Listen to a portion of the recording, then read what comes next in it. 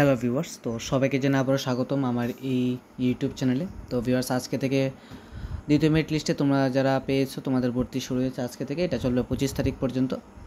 তো এবার বিষয় হচ্ছে, তোমরা অনেকেই কমেন্টে জানিয়েছিলে যে দাদা প্রত্যেকটি ডিগ্রি কলেজে তৃতীয় মেরিট লিস্ট প্রকাশিত হবে কি না, ঠিক আছে।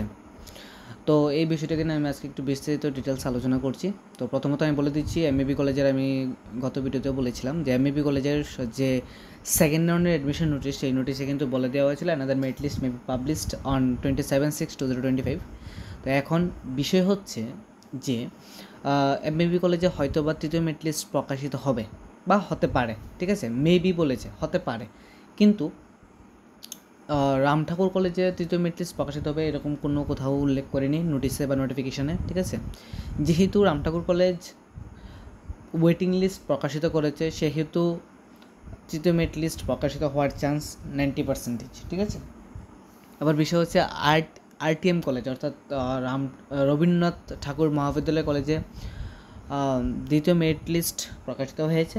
এবার বিষয় হচ্ছে এই কলেজের আমি কোনো ভ্যাকেন্সি লিস্ট পাইনি, তার পাশাপাশি আমি কোনো তৃতীয় মেরিট লিস্টের নোটিশও পাইনি, কারণ ওয়েবসাইট প্রপার কাজ করছে না।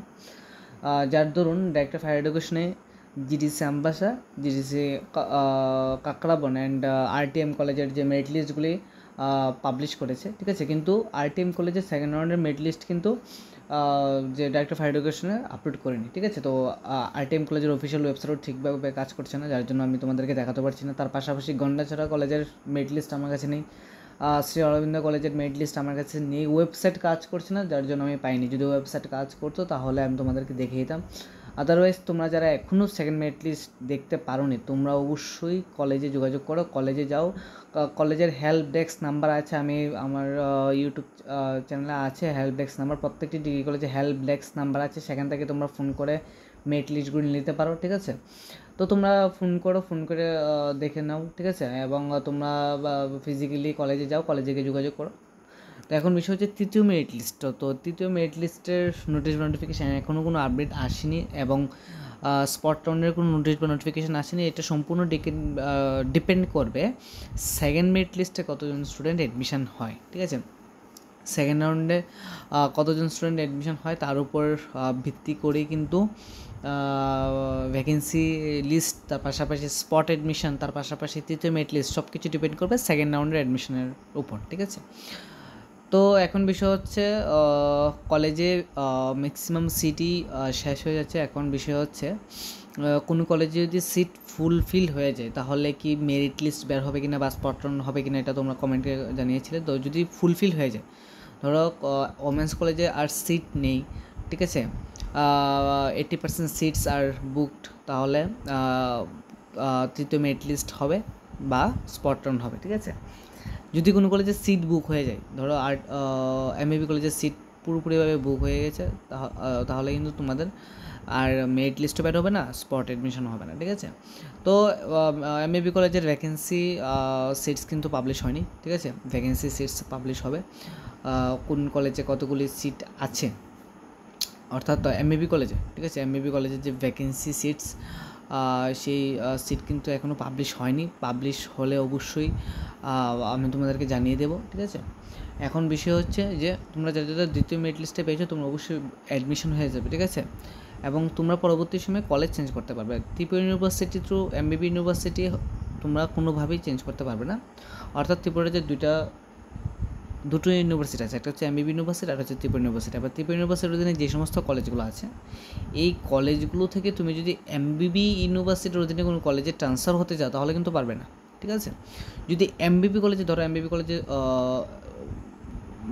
এমবিবি ইউনিভার্সিটির অধীনে যে দুটো কলেজ আছে, বিবিএম কলেজ এবং এমবিবি কলেজ, এই বিবিএম কলেজ থেকে এমবিবি কলেজ যেতে পারবে, এমবিবি কলেজ থেকে বিবিএম কলেজে আসতে পারবে। কিন্তু রাম ঠাকুর কলেজ থেকে এমবিবি কলেজ, এমবিবি কলেজ থেকে রাম ঠাকুর কলেজ, এরকমটা চেঞ্জ করতে পারবে না। State university to state university, central university to central university তোমরা চেঞ্জ করতে পারবে, ঠিক আছে, বা শিফট হতে পারবে। তো এই হচ্ছে বিষয়। তৃতীয় মেরিট লিস্টের কথা অন্য কোনো নোটিশ বা নোটিফিকেশানে বলিনি, ঠিক আছে। শুধুমাত্র এমবিবি কলেজের নোটিশে এখানে এই কথাটা বলেছে, যেটা আমি তোমাদেরকে হাইলাইট করতে চাইছি বিষয়টা, ঠিক আছে। তৃতীয় মেরিট লিস্ট হয়তো বা প্রকাশিত হতে পারে, maybe published on 27/6/2025 at 3 PM, ঠিক আছে। তো এইটা হচ্ছে বিষয়। আর তোমরা যারা প্রথম মেরিট লিস্টে পেয়েছো কিন্তু ভর্তি হতে পারেনি, তোমরা কলেজে যোগাযোগ করো, হয়তো বা ভর্তি হতে পারবে, আদারওয়াইজ পারবে না। 90% শিওর তোমরা ভর্তি হতে পারবে না, আর 10% ডিপেন্ড অন কলেজ। তোমরা কলেজে যোগাযোগ করো, ঠিক আছে, কলেজে যোগাযোগ করে দেখো তোমরা ভর্তি হতে পারো কি না, এ হচ্ছে বিষয়। এবং তোমাদের যে সাবজেক্ট, ঠিক আছে, সাবজেক্ট চেঞ্জ করতে পারবে না, মেজর বা মাইনর। মেজরটা মেবি তোমরা চেঞ্জ করতে পারবে না, বাট মাইনরটা তোমরা চেঞ্জ করতে পারবে, ঠিক আছে।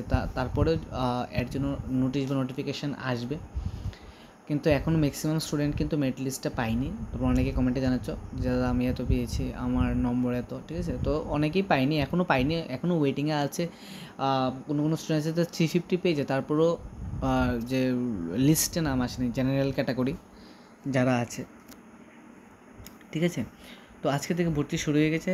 তার পাশাপাশি বলে দিচ্ছি, যারা তোমরা ত্রিপুরা গভর্নমেন্ট ল কলেজে অ্যাডমিশন হতে চাও অবশ্যই অ্যাডমিশন হয়ে যাবে, এবং অ্যাডমিশন হওয়ার আগে তোমাদেরকে কিন্তু ফর্ম ফিল আপ করতে হবে, তারপরে তোমাদেরকে পরীক্ষা দিতে হবে, এন্ট্রান্স পরীক্ষা, ঠিক আছে। তারপরে তোমাদের কাউন্সিলিং হবে, তারপর অ্যাডমিশন, ডিরেক্ট কোনো অ্যাডমিশন নেই, ঠিক আছে। আমি আবারও তোমাদের এই বিষয়টা ক্লিয়ারিফাই করে দিচ্ছি। যারা ল কলেজে ভর্তি হতে চাও, ঠিক আছে, তোমাদেরকে প্রথমে ফর্ম ফিল আপ করতে হবে। ফর্ম ফিল আপ শুরু হবে 23 তারিখ থেকে, মেবি তোমরা দেখে নেবে নোটিশটা, আমি ভিডিও দিয়ে দিয়েছি। 23 তারিখ থেকে শুরু হবে, এটা 12 জুলাই পর্যন্ত চলবে। দ্বিতীয় বিষয় হচ্ছে তোমাদের 31 July tentative entrance exam date দিয়েছে, 31 জুলাই। ল এক্সাম হতে পারে, law entrance exam, Tripura government law entrance exam হতে পারে 31 July, maybe, not sure about that, কারণ এটা টেন্টেটিভ বলেছে।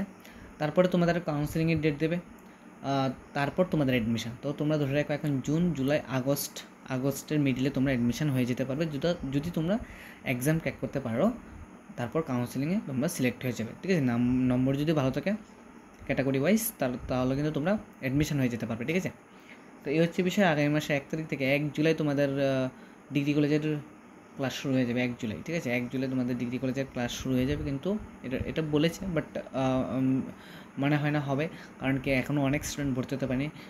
25 তারিখ পর্যন্ত তো সেকেন্ড রাউন্ডে ভর্তি চলবে, তারপর তৃতীয় মেরিট লিস্ট যদি হয় তাহলে তৃতীয় মেরিট লিস্টে ভর্তি, তারপর স্পট এডমিশনের ভর্তি, অনেক লেন্দি প্রসেস, ঠিক আছে।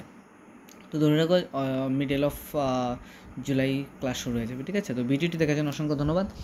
যদি কোনো আপডেট, নোটিশ বা নোটিফিকেশান আসে আমি তোমাদেরকে অবশ্যই জানিয়ে দেবো। ধন্যবাদ।